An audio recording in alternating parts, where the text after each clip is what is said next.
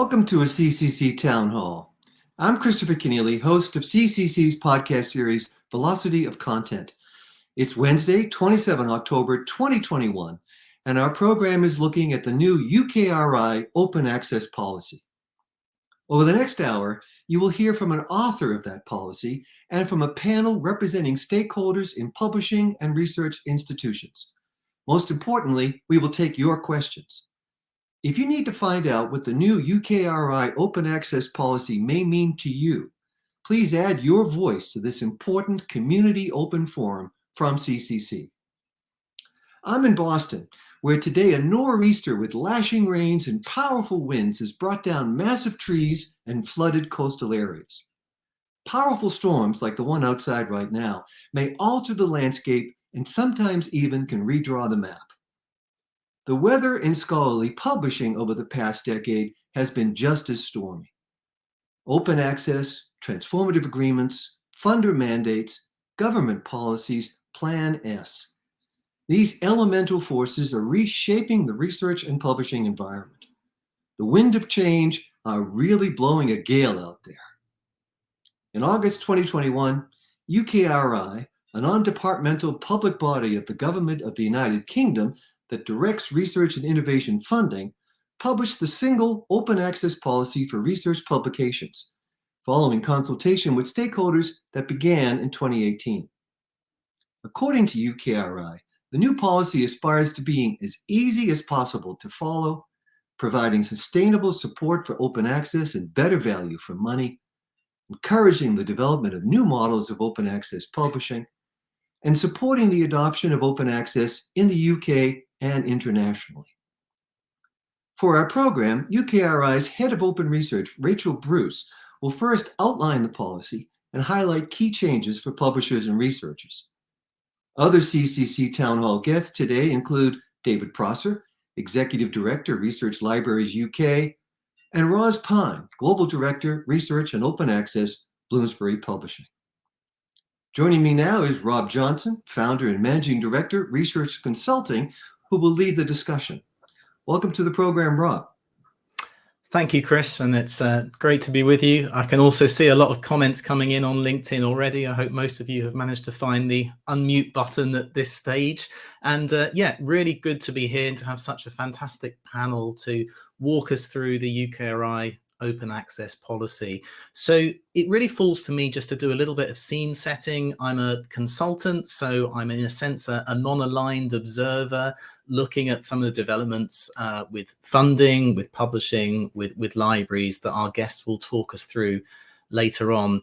Chris talked about storms at the moment. I think the question is, how significant is this UKRI policy? Is it just a storm in a teacup, or is it a significant development? Well, I think it is significant, and there's three reasons for that, which handily all begin with a P. So I think the first of them is the pandemic. So I've been following open access for a number of years, and if we look back about a decade or so, the UK had a science minister, David Willits, at that point, who really pushed the UK to the forefront of open access. He commissioned a study called the Finch Report, which set a direction of travel towards immediate open access and paid or gold open access, which to some extent this latest policy continues in that tradition. But I think what we've seen over that last decade is OA not perhaps getting the same level of attention at the highest levels of government in the UK as perhaps it has certainly in some other parts of Europe. The pandemic has changed that, and as we'll come on to hear from Rachel, open science, open access is now seen unequivocally as a priority, I think, for the UK government, and that has set the tone for what is quite an ambitious policy. I think the other thing, the second P for me is Plan S. So some of you may have noticed the UK's had a slightly tricky relationship with Europe in recent years. That's also been true in the world of open access. So Plan S, which began largely as a coalition of European funders, it's now broadened out globally to include a number of others. UKRI was one of the founding members of Coalition S, but for quite a period of time, there was a question of, well, were they in or were they out? UKRI announced its own review. It's working to its own timeline. But I think where we've ended up with is with a policy that is pretty well aligned with Plan S, similarly ambitious, but it has some small but important differences that I think we'll come on to explore over the course of the next hour. And I think one of the reasons for some of those differences is my final P, which is publishers. So the UK is really quite a small player in terms of global research output. So about 4% of global articles come from UK authors, and a much smaller share of that are directly funded by UK research and innovation. But continuing my Ps, the UK is genuinely a publishing powerhouse. So there's more than 5,000 academic journals that are domiciled in the UK according to the Scopus database, and that is more than any other country in the world. And the UK is also a leading publisher of monographs.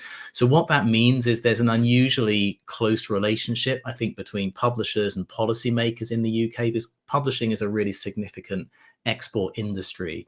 So needless to say, this is not always an easy relationship, trying to satisfy these different stakeholders. And I know Rachel and UKRI would have had to balance a lot of conflicting demands and expectations when formulating the policy. But I think what that means is, as we'll come on to here, this is quite a sophisticated policy. There's been a lot of consultation, a lot of thought about how to strike the right balances and to try to serve the needs of different stakeholders while delivering that overarching goal of increasing access to content. So I think this policy is really significant. I think it's going to serve as a reference point for publishers and for funders and policymakers globally. So I'm really looking forward to hearing more about this today. So what I'd like to do is turn first of all to Rachel. So Rachel Bruce, Head of Open Research at UKRI, a key figure in the development of this policy. And I'm going to hand over to her just to talk us through some of the highlights before we go on to get David and Roz's reactions. So over to you, Rachel. Thank you very much, Rob, and thank you for the invite to be here today at this discussion. So I will, talk a little bit about some of the context and the approach, but primarily run through the key elements of the policy and where we came to. So firstly, I should say that the primary driver for UK research and innovation is, of course, we are the largest public funder within the UK. And so it really is about access to publicly funded research. And so overall, that's our prime consideration, and the fundamental goal that we are trying to meet is open access to that publicly funded research. In terms of scale, just to give people a bit of a picture, so Rob gave you some numbers there. So the UKRI research budget, but by research budget, that does also include, well, it's complicated, is about 8 billion a year, okay? This policy actually relates to the research funding that we allocate, and that's approximately around about 3.5 billion a year. But there are also some other streams, but that's roughly gives you the sort of funding envelope that the funding affects. So as alongside that primary driver in terms of public funding, we obviously were looking to build on the foundation that was already in place. And as Rob mentioned, the Finch Review and the policies that we already had.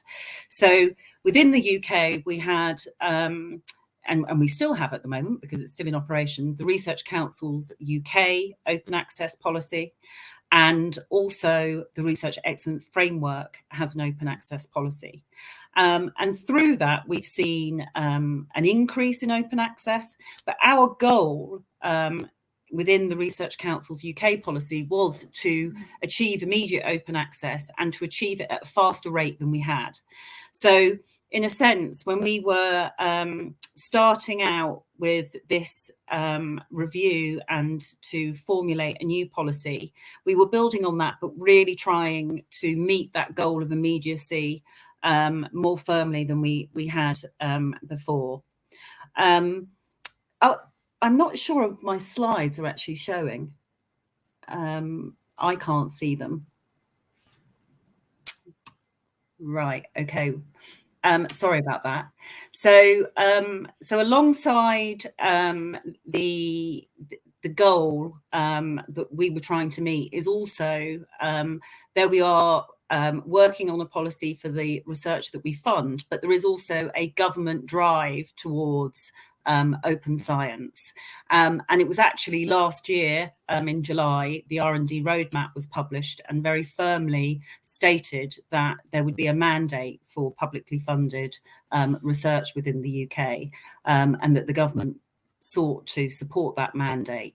So UKRI has been working on our policy, but within that broader government context, really. And so in a sense, we are helping to achieve those government goals. In terms of formulating the policy, there was a lot of consultation and a lot of analysis. And we also undertook a public consultation with draft policy proposals. So essentially, this slide is really the nub of the policy. So for research articles from the 1st of April 2022, we will seek all articles published that acknowledge UKRI funding to be immediate open access, and for them to have a CC BY license, but there is an exception on a case-by-case basis for ND. And that those articles can either be the version of record or the author-accepted manuscript and made available via journals, publishing platforms, or repositories. And for monographs and book chapters and edited collections, the policy will be starting in January 2024. And again, in a similar vein, it's the version of record or the author-accepted manuscript. But in this case, there is a 12-month embargo, so delayed publication. Delayed open access, and also exceptions around licensing, which are, rather than being case by case, they are just, there is a permissive licensing policy. And then alongside those policy requirements, we also have increased our funding to support open access. So we've increased it. Currently, we support open access with £24 million a year, which goes into a block grant to research performing organisations.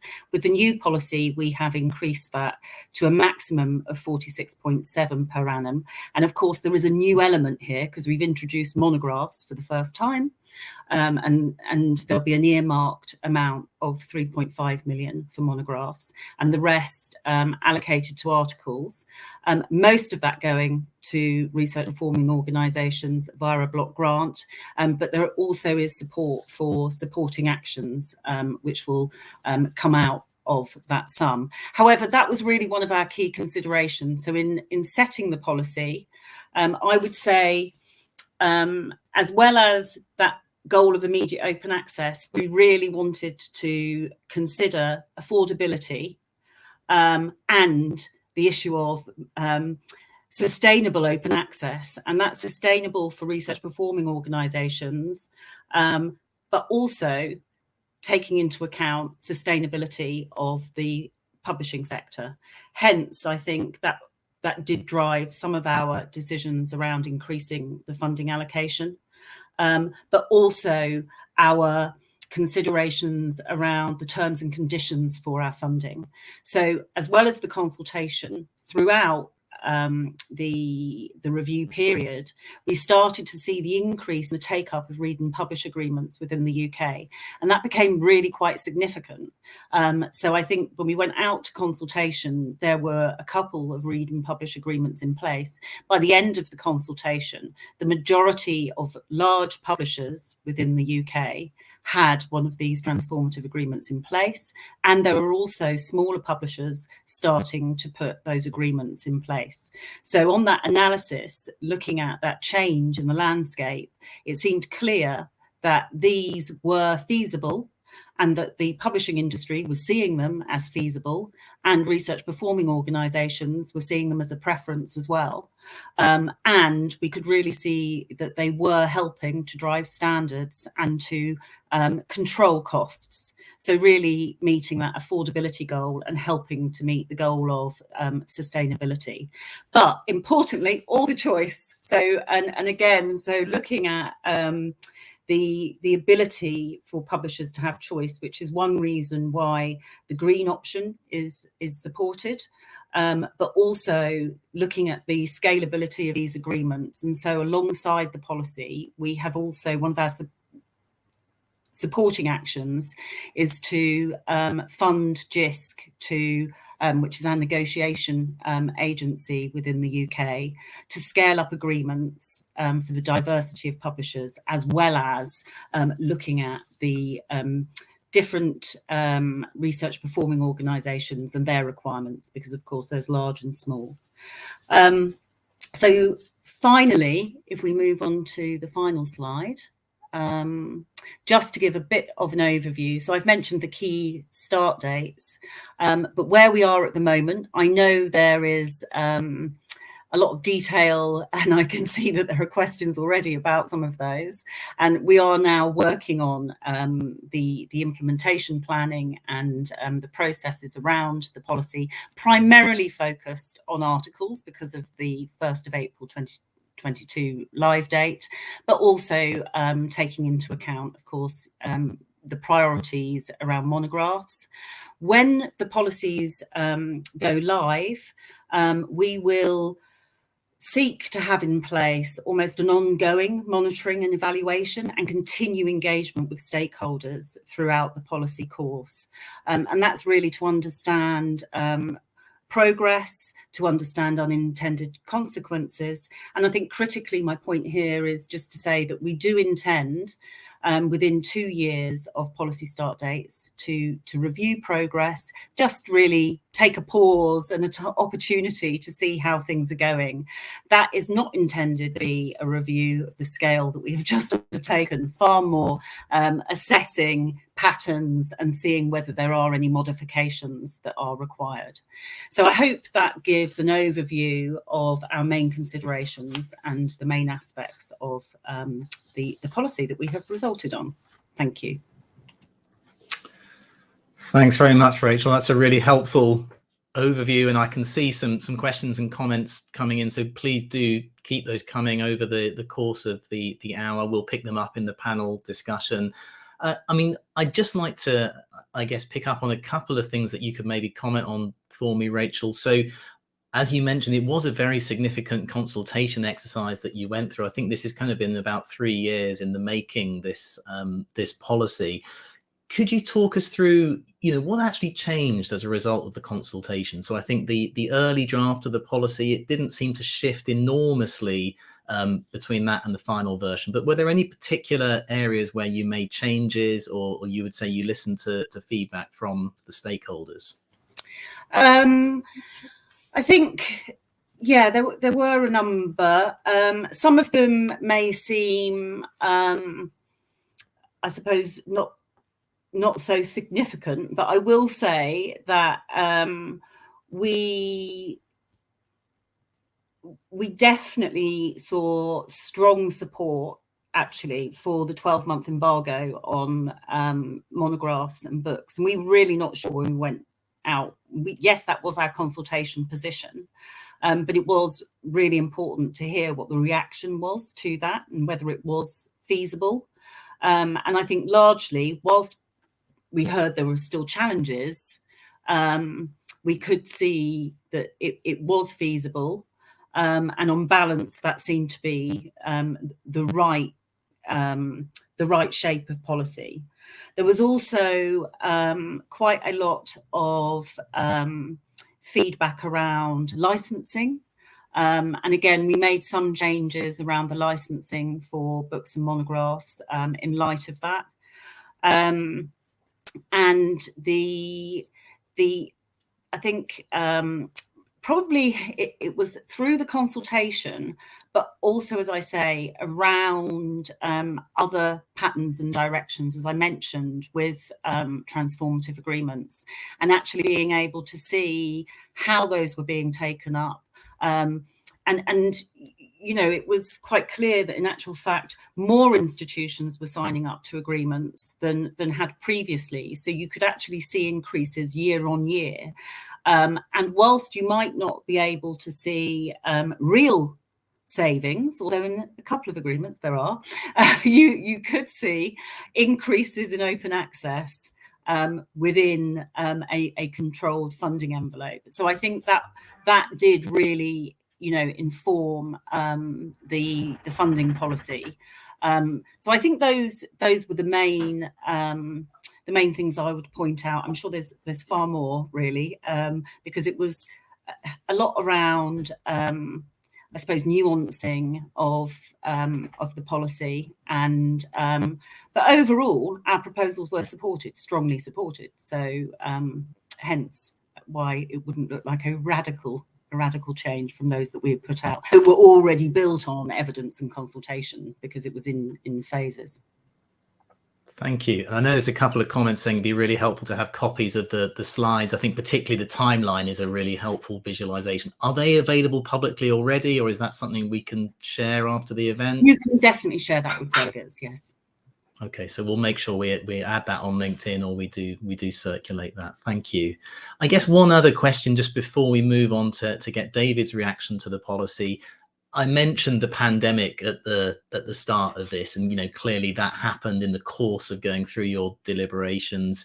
My assumption was that was a sort of significant factor, but am I right? Did it change the mood music at all, or was it really going to, you know, look much the same anyway? It was interesting because we did expect, given obviously we had to delay the closing date for the consultation because of the pandemic, and we did expect to hear more. I think early on there was a real fear that well, people didn't know, did they, really, what was going to happen in universities? So I think mood music wise, it certainly makes it clear that you need to look at controlling costs, but also at the same time, perhaps strengthen the argument for us to increase our funding.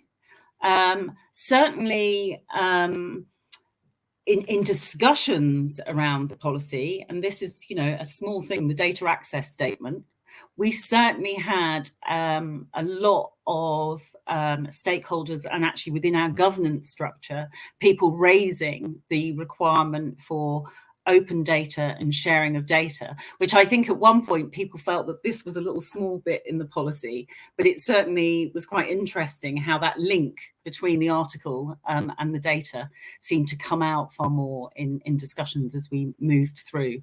And obviously, you know, the timetable is slightly changed, but it's not significant. And but also, I think you mentioned the government, the UK government, certainly in I think their response in terms of priorities, they do see open science as very important. They are doing a lot of work on learning lessons from research in response to the pandemic, and also I think really some of that came through in that R&D roadmap as soon as, you know, it was July 2020, but I think the strength in terms of support and embracing open science perhaps came through because of the pandemic.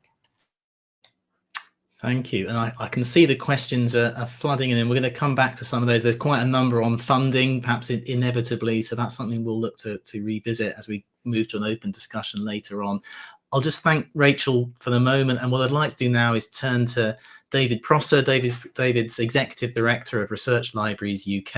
I know he and his members have been scrutinising the policy very closely and looking at the practical implications for libraries. So David, I'll hand over to you to get your reactions. Okay, well, thank you very much. Yes, I'm David Prosser from Research Libraries UK, and just to put that into context, our members probably produce about 50% of the UK's journal articles, and the institutions our members are at probably spend about 50 to 60% of the total amount on journal subscriptions and APCs within the UK. I think the first thing to say is that our members welcome the policy. I don't necessarily agree with the storm metaphor. I think it is more evolutionary. I think it's an advance on the policies that we've had for a long time now in the UK, and that has been generating an increased amount of open access. And I think it's a positive set of steps. Also very pleased to see that the nettle is being grasped around monographs, and there are lots of issues around monographs, but that may be for a separate webinar, but at least we're making movements there. So now that the policy is out, our thoughts turn to implementation, and I think there will be some challenges around implementation, and I think we're already seeing that in some of the questions. I think there are two clear areas of tension that are going to make implementation harder.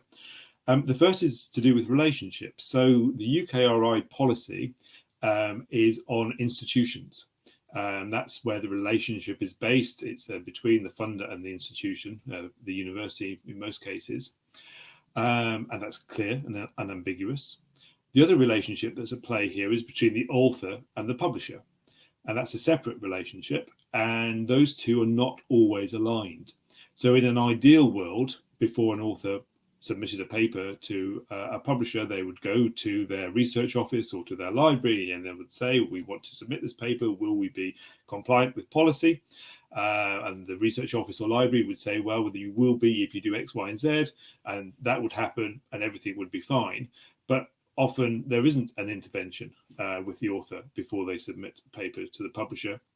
And sometimes the author is relying on the publisher's interpretation of the policy, which may not match the institution's interpretation of the policy. So I think there's an area there of tension and potential ambiguity. The other area of tension, I think, is in the messages that we receive from UKRI as the funder and that we then pass on to authors. In many ways, we want very clear, consistent, and unambiguous messaging so that we know where we stand, so that it's very clear what it is that we need to do and what we need to tell authors to do. On the other hand, we need to be flexible enough to allow for a wide range of disciplines and a wide range of circumstances. And I think that tension is going to create some difficulties around implementation, and there will certainly be some teething problems there. There was one area of implementation that I would like to have seen that was different in the policy, and that's around the declaration that authors make if they want to go down the green route of open access. So the policy states that if an author wants to do that, then they have to make a declaration to the publisher that they retain the right to deposit their paper in an institutional repository. If the author decides that they want to go down the gold route, then they don't need to make that statement. The trouble is there may be some circumstances where the author doesn't know on submission what route is going to the ultimate publication of the article, which route is going to have. So you could have a circumstance where the author thinks they're going to publish under the gold, they get through the publication process, they then realise that for whatever reason, and we can go into some of those reasons later, they're going to have to go down the green route, and then they haven't made that declaration, so they wouldn't be compliant. So it would be easier if all authors made that declaration irrespective of which route they were going to pursue. But that's not the way the policy is currently written. But I think that's an area where we're going to see some sort of areas of difficulty and more tension. So the overall message is we welcome the policy. We're looking at the nitty-gritty as to how we implement it. And there's going to be some interesting discussions which are already ongoing as to how exactly that works, and we're going to be feeling our way. And I think that one of the things that we've been talking to UKRI about is the monitoring of compliance, and the fact that we think that UKRI, especially to begin with, is going to have a relatively light touch while we navigate the new regime. So they're my thoughts. Thanks very much, David. And I know that's been one of the questions in the chat as well, around the arrangements for compliance monitoring. Just before we go to Ros, just to pick up on one question around the timeline. So, for most institutions, 9 months is not very long to evaluate the policy, to plan, to recruit. Would you agree with that? Do you think there's enough time to get things in place, or is that dealt with through the light touch compliance monitoring? I think the more light touch the compliance monitoring is, the more chance there is that that's an achievable timeline. I think for most of our members, they will already have processes in place to monitor and to comply with the current arrangement. So it's not clear what the detail is, but I would have thought that if you're able to have systems in place to manage the current systems, the current policy, then it shouldn't be a huge jump to move to a new policy. But there will be a lot of communicating with authors to doing that. But it's got to start sometime. Great, thanks very much, David. We will certainly come back to you in the discussion towards the end. What I'd like to do now is turn to Ros Pyne. As Chris said at the start, Ros is Global Director for Research and Open Access at Bloomsbury. I think the monographs requirement in the UKRI policy is really significant, and we often overlook monographs, arts, humanities, and social sciences. So it's a real pleasure to have Ros with us today. I know she's been working through some of the implications, so I shall hand over to you, Ros, and look forward to your thoughts. Thanks, Rob. It's really good to be here today. And yes, I'm speaking from Bloomsbury. Our academic publishing is focused on books in the arts, humanities, and social sciences. So I'm going to talk a bit about the monographs policy, and we really want to start by welcoming it. I'm delighted that monographs are finally getting their moment in the sun for open access. And I think it's a really big and important step, especially because we've seen the benefits that open access brings to books. And we've seen, it's increasing the number of readers, it's increasing the global diversity of readers. And I think there was a real risk that the arts, humanities, and social sciences would get left behind in this move to open access. And while we have seen progress elsewhere in the world, particularly in mainland Europe, I think monographs haven't been so much part of the OA movement in the UK. And UKRI's commitment to open access to monographs is, I think, going to pave the way for really substantial progress. It's not that people haven't been trying to do things, but we've learned over the last few years that if you really want to make progress in open access, you need to have all parties, the funders, the universities, the publishers, and academics all kind of working to make that happen. And I think we're now in a position to make some really big change happen for monographs. Looking at the practicalities, I do think it's a really pragmatic policy, and it seems designed to allow for as much OA as possible for books funded by UKRI, but it's also got exemptions and a more flexible approach that applies to journals. And I think that is important at this stage as we kind of move into this phase for monographs. UKRI have certainly acknowledged that there are areas of the monographs policy that require further work on the implementation detail. So notably in how exemptions will be managed. So for example, where third-party material might preclude OA publication or complicate it, and also in how funding applications will work and what costs will be eligible for that ring-fenced monograph funding. So we're told more information about those areas is to be provided next year.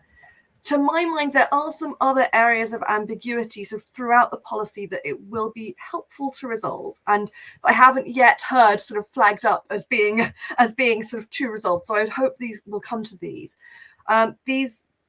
So, for example, scope. The policy defines book types that are in or out of scope, but there are some common book types that aren't mentioned at all, and therefore their status is a bit ambiguous, especially as in some cases, think about handbooks, they could be considered to be research publications.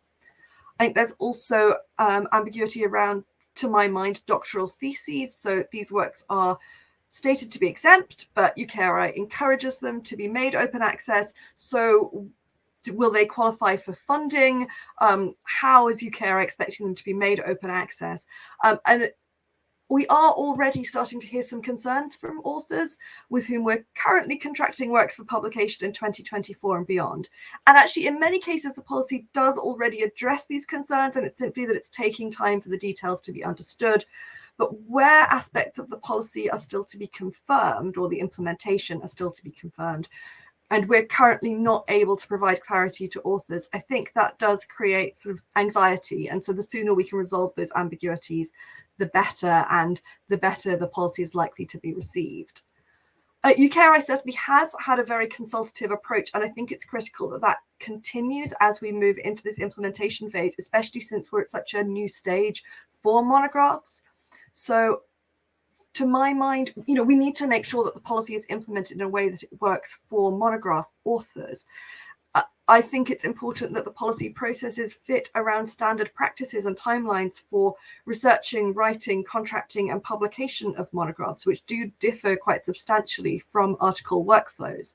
And this shouldn't make any difference to the substance of the policy, but I think, again, it will just help ensure it meets with a positive reception. And going back to David's point about relationships, I'd argue that it's critical that representatives both of academics, of universities, but also of publishers are all around the table for those discussions about implementation, so we can try and find a way to make it work in the sort of smoothest possible way. This doesn't really affect Bloomsbury directly, but I would note the policy is going to affect a long tail of monograph publishers that may not have had to engage that much with OA so far. And I know there's been a really sincere desire to protect bibliodiversity amidst the implementation of this policy. But I would again argue that it's important that representatives of those presses, as well as the more established OA monograph publishers, remain part of the conversation as we move to implementation. One interesting thing is that in the run-up to the creation of this policy, there was a lot of discussion about the need for cultural change. That is, the need to ensure that open access was trusted and understood by academics in the arts, humanities, and social sciences, who may have been less affected by the existing journal OA policies. And actually, my sense is that substantial progress in this area has already been made over the last few years. We find at Bloomsbury that book authors in the UK are more likely to be aware of open access than they were. They're more likely to ask about it without being prompted. We hear fewer concerns about quality and whether open access books are peer reviewed in the context of open access than we used to even a couple of years ago. And while I don't think we've necessarily fully got there, I do think, I'm not suggesting that OA for monographs is yet universally accepted and understood. I do think attitudes are shifting quite substantially. That's really heartening, as it means that the work of the last few years, work by publishers, work by universities, work by many scholars to advocate for open access in these areas has had an effect. And that we're now, I think, in a good position to progress to this next step. Finally, of course, this new policy applies only to outputs that acknowledge funding from UKRI or one of its constituent bodies. And in the case of monographs, that will most commonly be outputs of HRC or ESRC grants. But only a small proportion of AHSS research receives direct grant funding. And that means that the direct impact of UKRI's policy will be limited. I mean, it will still play a really important role in further normalizing OA for books, but in terms of the sort of actual proportion of UK authored books that go OA as a result of this policy will be relatively small. And the big question then is, are we looking at a future monograph mandate for the REF? And what might that look like? How might that work, given, again, the different timelines involved in the writing and publishing of books and how those might interact with the REF timeline? A REF policy would, of course, have a much further ranging effect and might necessitate a much more substantial reconfiguration of monograph publishing. And so, yes, I'm looking forward to further conversations and collaborations on that topic. But for me, that's the big question. Thanks. Thanks very much, Ros. That's great. Well, what I'd like to do at this point is just bring Rachel and David back in and maybe just pick up on some of those big questions. So I think we can get all of us on screen. It seems quite logical to start with that question that you posed at the end there, Ros, about, well, what does this mean for the REF? So for those who aren't familiar with it, I wonder, Rachel, could you just explain a little bit about what the REF is and how it relates to the UKRI policy? And then what would you say about the approach to monographs in the REF in particular? Okay, so Firstly, in terms of the Research Excellence Framework, that is a regular review of all of the research within research performing organisations and HEIs in the UK.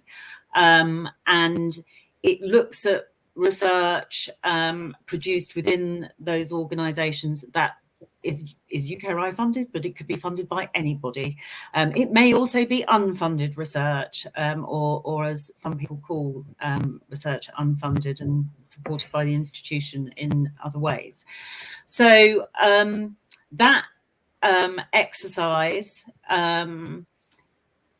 is something that UKRI does not oversee. One of our bodies, Research England, works with its equivalents in Scotland, Wales, and Northern Ireland on the Research Excellence Framework, so the devolved funding agencies. And what we have done is we have worked with them throughout the review, because the existing REF does have an open access requirement and policy, to make sure that they are consulted throughout the whole process. So what they have agreed is that if an output is compliant with the UKRI policy, it will certainly be compliant with any future REF policy. What we don't know at the moment is when will be the next REF, because there is a big review underway and a consultation indeed, and also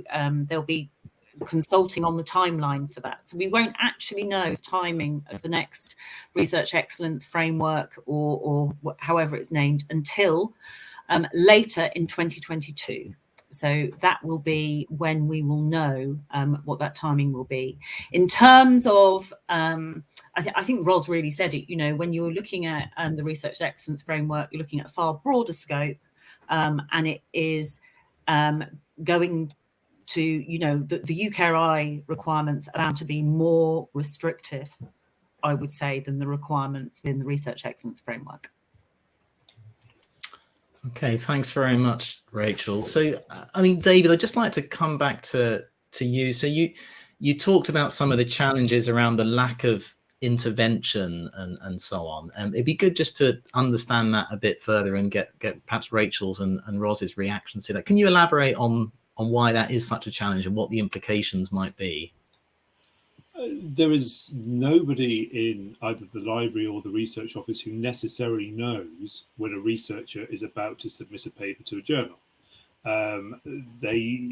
Researchers tend not to tell people that. They go to the publisher that they want to publish the journal with, they go to the journal website, they go to the submission system, they go through that process. And it's only later in that process that anyone else, be it the research office or the library, might get to hear about it.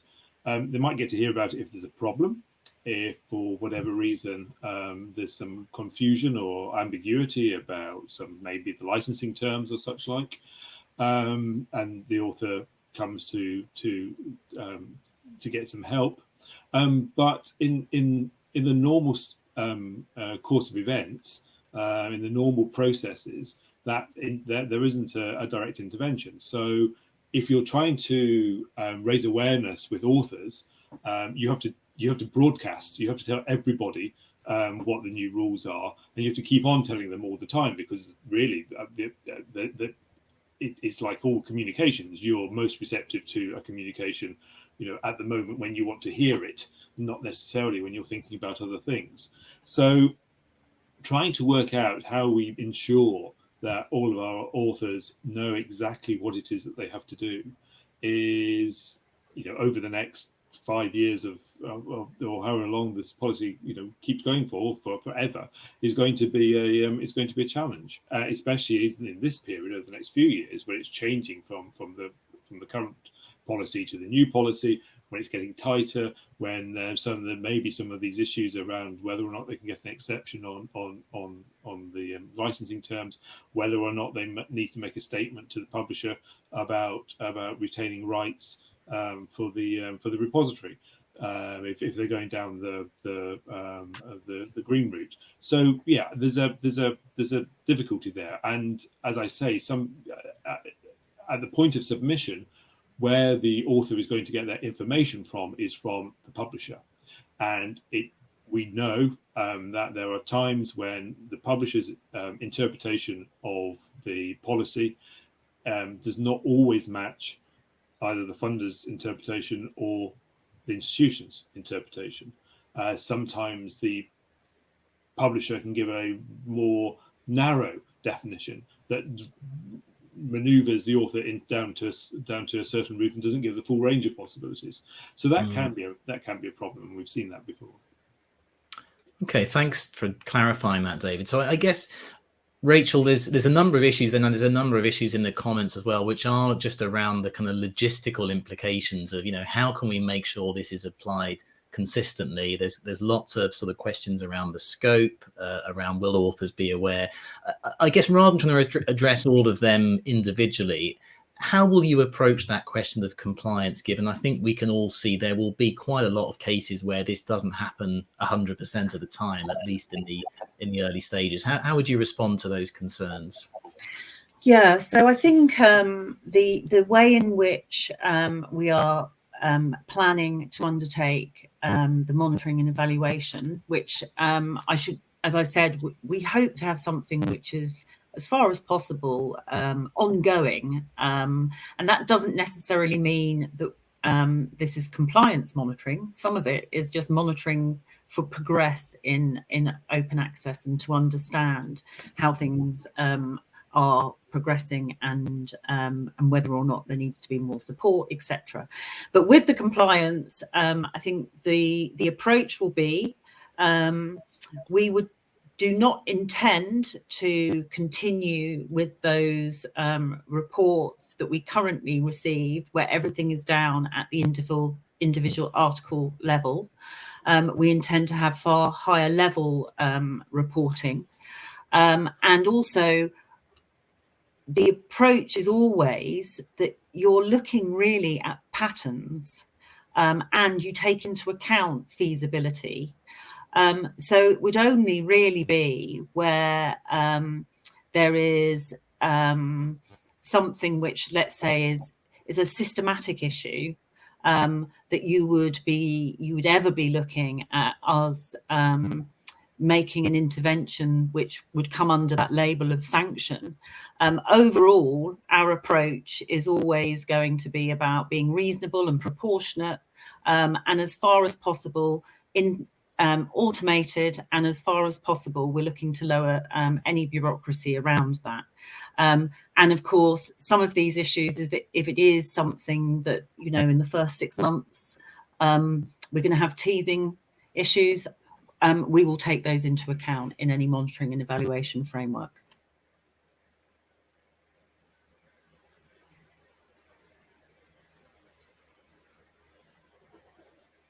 I don't know whether we have Rob Johnson still with us, but I'm Chris Keneally with CCC, and been listening attentively to this wonderful discussion and watching online the questions and the discussion that's happening in parallel on LinkedIn. It's really exciting to see, but it is a bit overwhelming. There's a lot to try to get to, and we don't have all day, unfortunately, just about 10 more minutes in the discussion. And I'm going to pull together a thread that I've seen in several places, Rachel Bruce, which is obviously this is really important to the UK. This is UK policy, but it has an impact on authors and researchers and publishers around the world. And I wonder whether you've had responses from non-UK parties here, whether you did in the consultation, and whether they've been responding now that the policy is published, particularly for US authors who will be frequently submitting to UK-based publications. I think in terms of international collaborations, I saw some questions around here. This is a very JISC focused, and so JISC agreeing agreements. Well, all of the authors that will be in scope of this policy will be in receipt of UKRI funds, and the collaborations will all have a UK-based author in a UK organisation. We have one stream of funding, which is our Global Research Challenges funding, which will fund some overseas authors in lower and middle income countries. And for that aspect, we will have exceptions. We undertook an analysis with the Foreign and Commonwealth and Development Office and the Department of Health to understand the context of open access in those countries. And so our approach is to make sure that there are exceptions in place for those authors.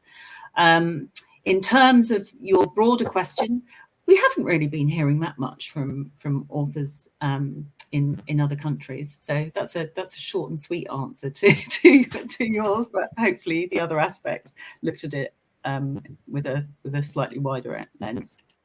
Well, I know they're out there right now, and they're listening, I'm sure, very carefully to what's being said. And welcome back, Rob Johnson. There's an overwhelming number of questions. We won't get to all of them.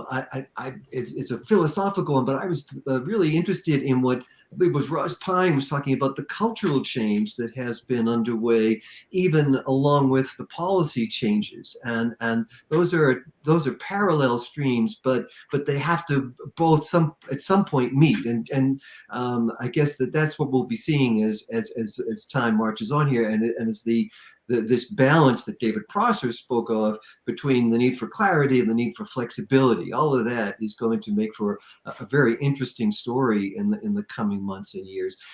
Rob Johnson, if you sorted through any of the questions and any of those stand out for you want to pose to our panel. Yeah, thanks. And really sorry, I lost the connection just for a couple of minutes there. So thanks very much, Chris, for stepping in at the last minute. I think there were two things I was particularly keen to pick up on from some of the comments. One of those is around the funding arrangements. There's a lot of questions just around eligibility for funding. What about those that are outside of UK universities, aren't eligible for the block grant? And the other is around, I think, rights, retention and licensing. So I wonder, Rachel, if I might just turn to you first of all. I don't know if you had a chance to see some of those questions around funding, but have you thought about some of those sort of more exceptional cases? So the Global Challenges Research Fund was mentioned, the institutions that don't qualify for a block grant. Could you say a little bit about that? Yeah, I actually, just whilst you were away, that did get picked up. So with some of the authors that don't qualify for a block grant in that particular fund, there will be exemptions. And so we undertook an equality impact assessment, and we'll have exemptions in place with the policy. So that's how we've taken that into account. Okay, thank you. And picking up on the other issue, I mean, maybe Ros, if I could just turn to you initially. I think particularly with your authors, as we discussed, you'll often be the first point of contact for them. They may have little awareness of this policy. You know, to what extent is it your job to explain to them their funder policy, and how do you deal with that as a publisher when you've got authors all over the world with all sorts of different funder policies to comply with? Just talk us through that thought process for you as a publisher. Yeah, I mean, I do see it as publishers' responsibilities to understand what the key open access policies are.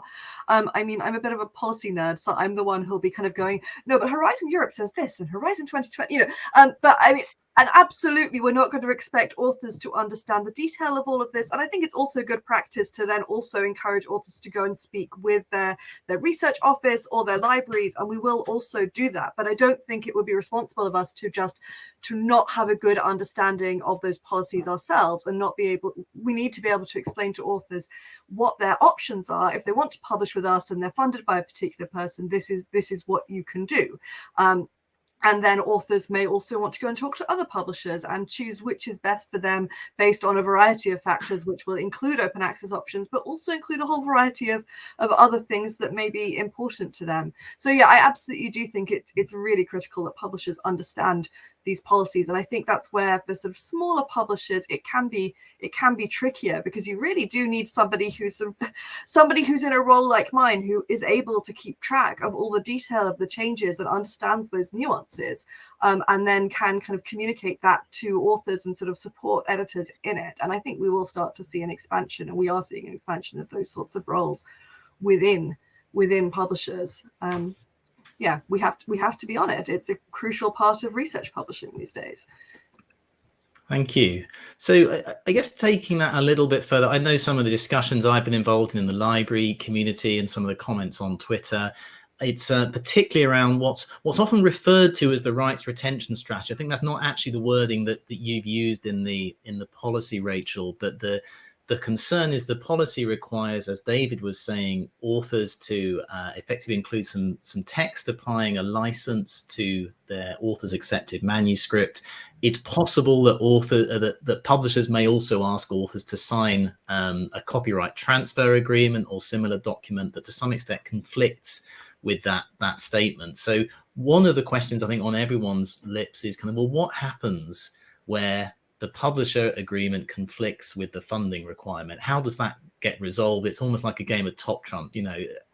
Is that something you've given some thought to, and what answer can you give people who are concerned about this?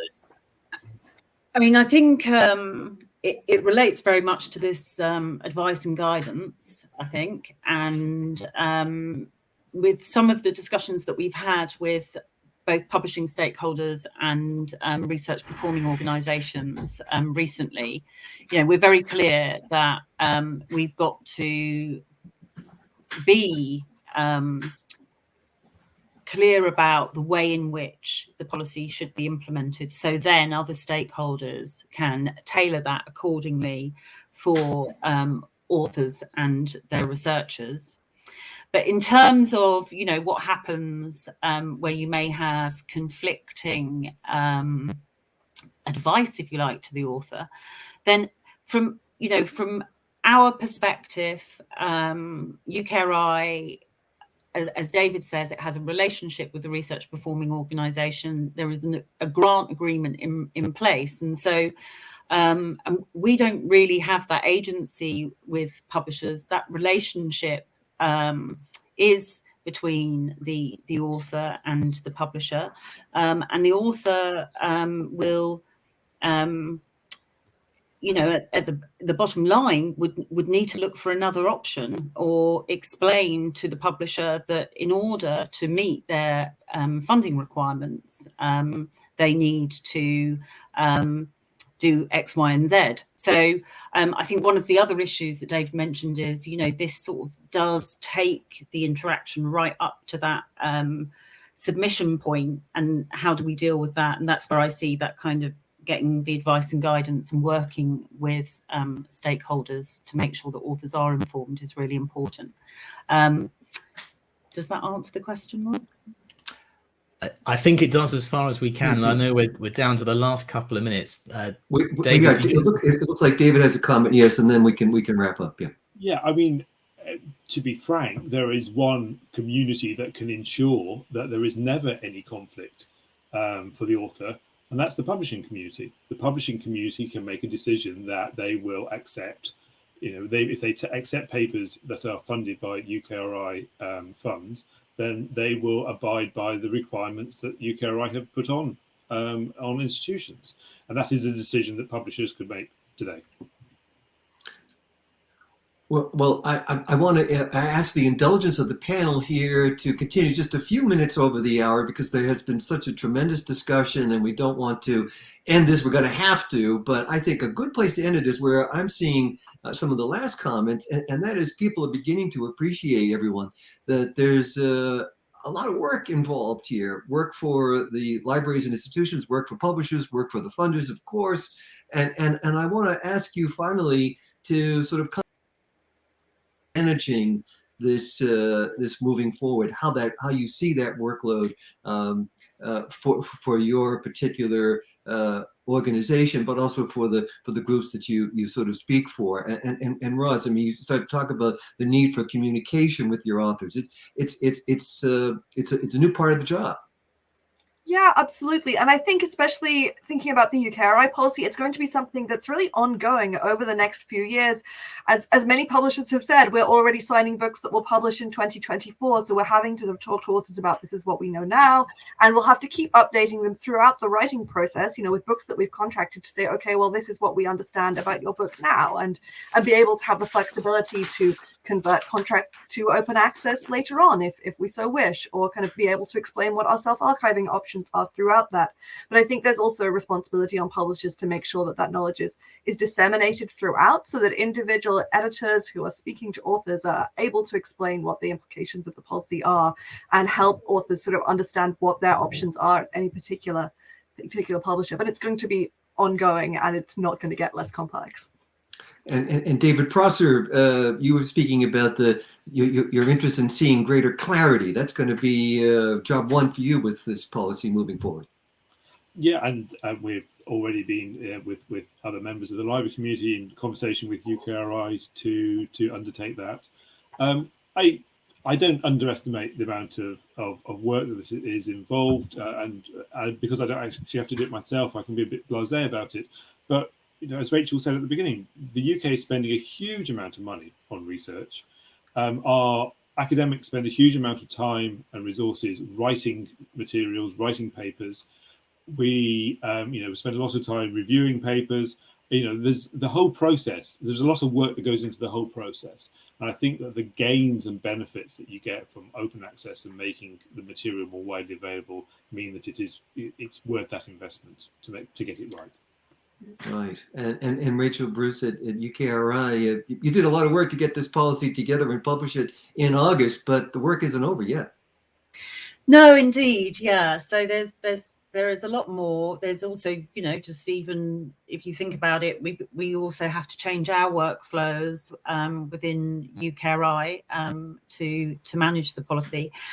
However, I want to end on a positive note, and I think that David's point, and so for me, I really want us to have a very intelligent monitoring and evaluation program and set of activities, and for us to really be able to use this policy working with other stakeholders to progress so that research is available to all, and to then look at the benefits. And I really want us to be moving to a place where this is part and parcel of the culture of research. We understand the benefits, and there's less anxiety over some of the minutiae and detail. The direction of travel is just to have, research open and accessible. Well, indeed, a great place to end. And I want to thank you, Rachel Bruce, Head of Open Research for UKRI, for sharing with us really the insights and your experience in developing this policy. I want to thank as well David Prosser, Executive Director, Research Libraries UK. Thank you for joining us. Roz Pyne, Global Director, Research and Open Access with Bloomsbury Publishing. And most of all, hats off to Rob Johnson, Founder and Managing Director of Research Consulting for managing the discussion here. It's been a pleasure to work with each of you and to have so many people online joining us for the program today. CCC's production team included Haley Sun, Joanna Murphy-Scott, Allison Anderton, and Craig Sender. Rob Simon of Burst Marketing is our director. Stay informed on the latest developments in publishing and research by subscribing to CCC's Velocity of Content blog and podcast. I'm Christopher Keneally for CCC. Thanks for joining us. Goodbye for now.